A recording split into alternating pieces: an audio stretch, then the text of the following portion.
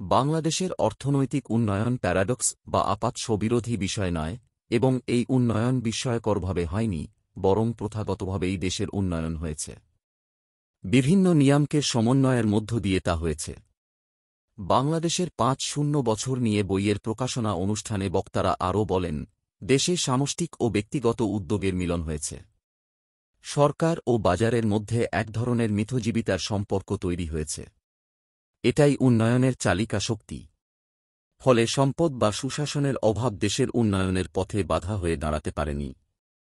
আজ বৃহস্পতিবার 50 years of Bangladesh, economy, politics, society and culture শীর্ষক এই বইয়ের মোড়ক উন্মোচন অনুষ্ঠানে বক্তারা এসব কথা বলেন।